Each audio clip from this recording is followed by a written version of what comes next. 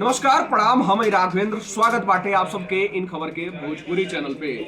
भैया मैनपुरी लोकसभा सीट पे समाजवादी पार्टी के जीत के बाद एकदम अखिलेश भैया गदगद बाने और शिवपाल चचा अपनी भूमिका के लेके भी तैयार बना।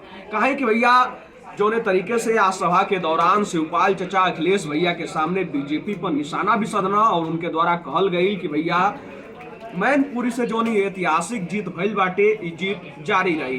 वहीं अखिलेश भैया इस सभा के बाद मीडिया से बातचीत करते समय कहना कि भैया 2024 खातिर बीजेपी अब महीने से तैयार हो गई भैया। काहे कि बीजेपी के डर सता रहल बाटे। मीडिया द्वारा जब पूछल गई कि का जोने रणनीति पे मैनपुरी में चुनाव लड़ल गई उहे रणनीति 2024 के लोकसभा में भी रही।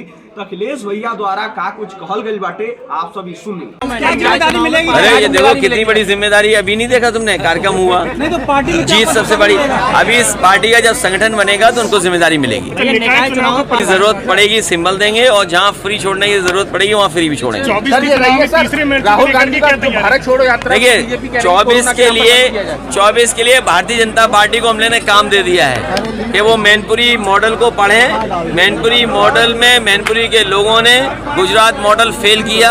मुझे उम्मीद है कि जिस तरीके से जमीन पर कार्यकर्ता नेताओं ने मैनपुरी में काम किया, यही काम और विधानसभा लोकसभा में होगा तो परिणाम आपको देखने वाले मिलेंगे। Gujarat model versus Mainpuri model होने जा रहा है सर। देखिए यात्रा या कार्यक्रम, इसीलिए मैंने कहा बीमारी को लेकर के सही जानकारी जनता को देने का काम भारतीय जनता पार्टी का है, उनकी सरकार है।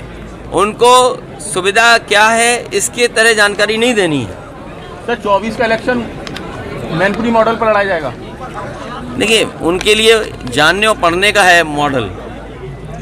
जो मैनपुरी की जनता ने जो समर्थन दिया है, जो कार्यकर्ता नेता घर घर पहुँचे हैं, मैं समझता हूँ इसी तरीके से कार्यकर्ता नेता जमीन पर काम करेंगे, क्योंकि भारतीय जनता पार्टी जमीन पर खोखली है। अभी धान की खरीद कोई हुई नहीं, डीएपी है महंगी, खाद का कोई इंतजाम नहीं, कीटनाशक दवाइयाँ महंगी, आगे की तैयारी कुछ नहीं सरकार की, बेरोजगारी बड़े पैमाने पर है, महंगाई चरम सीमा पर है। तो इसका जवाब नहीं है। अगर इन्हीं सवालों को लेकर के जमीन पर समाजवादी पार्टी उतरेगी तो आपको परिणाम देखने को मिलेंगे। आप सब सुननी कि अखिलेश भैया द्वारा का कुछ कहल गई बाटे और कोना तरीका से बीजेपी पर निशाना साध रहल बाने।